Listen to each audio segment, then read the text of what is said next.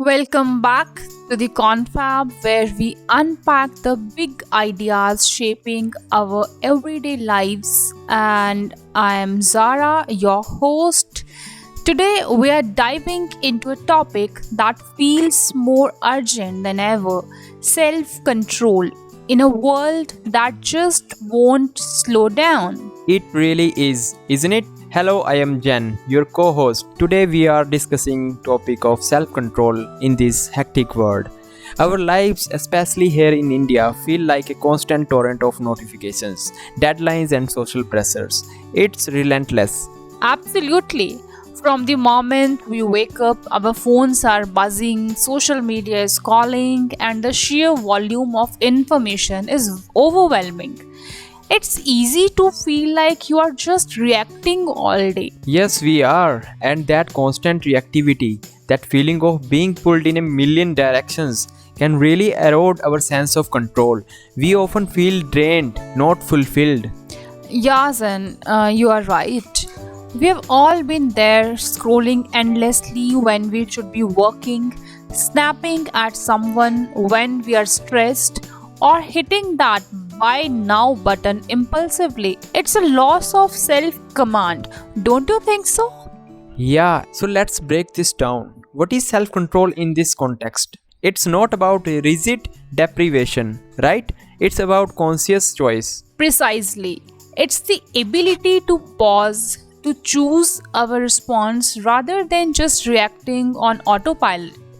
It's about aligning our actions with our long term goals and values, even when immediate temptations pull us away. That pause is so crucial.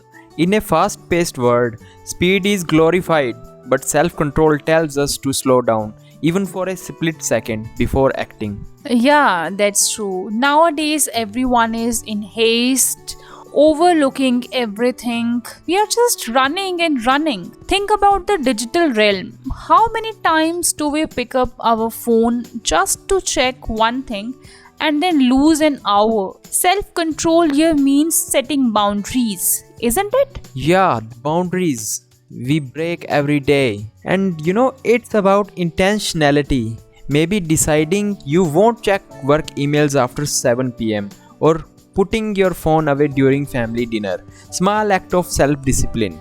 Yeah, truly.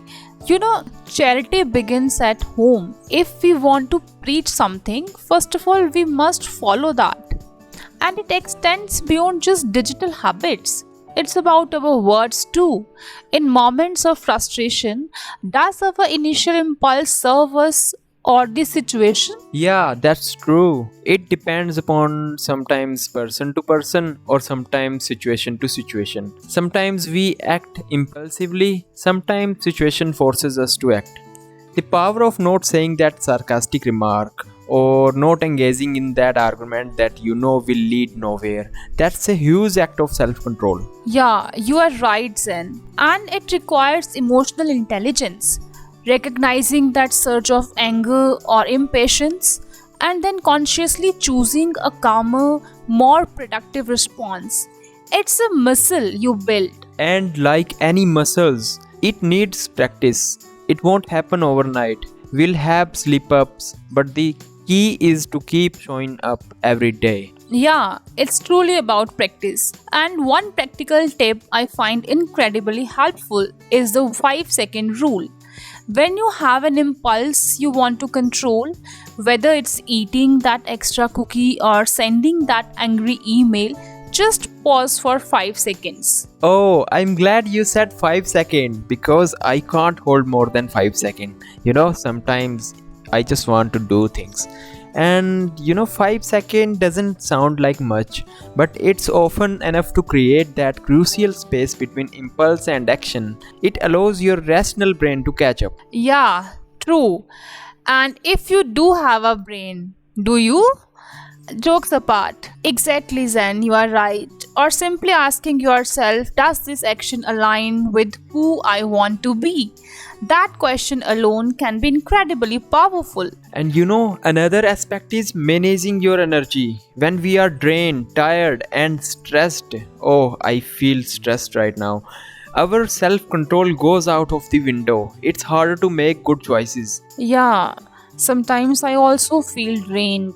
So, practicing self control also means prioritizing rest, good nutrition, and physical activity. These aren't luxuries, they are foundational for mental clarity and willpower. And it's a holistic approach.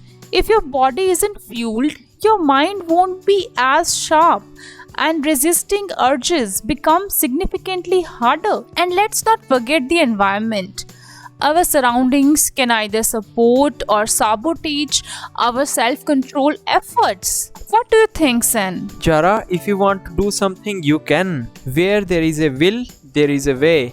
And if you are trying to reduce screen time, don't keep your phone next to your bed. If you're trying to eat healthier, don't fill your fridge with junk food. Simple changes and big impact, isn't it?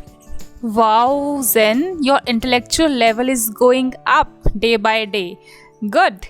Oh, it's the impact of sitting with Jara in this podcast. You know?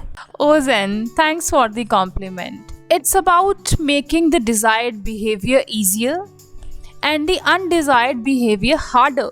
It's not about brute force willpower, but intelligent design. Ultimately, self control isn't about being perfect, it's about consistently choosing actions that serve our long term well being and goals.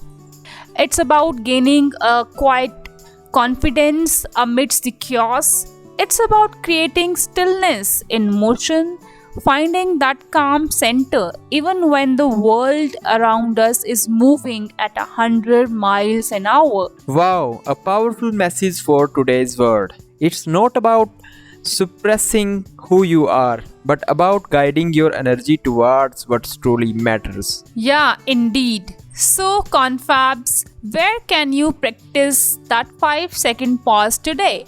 What small choice can you make that aligns with your deeper self? Think about it. Because in a world that never stops, mastering your inner world is the ultimate power. So let's master our inner world and do a 5-second pause before wrapping up. Are you ready? So, you have been listening to the Confab with Zen and Zara. Find us on YouTube and wherever you get your podcasts.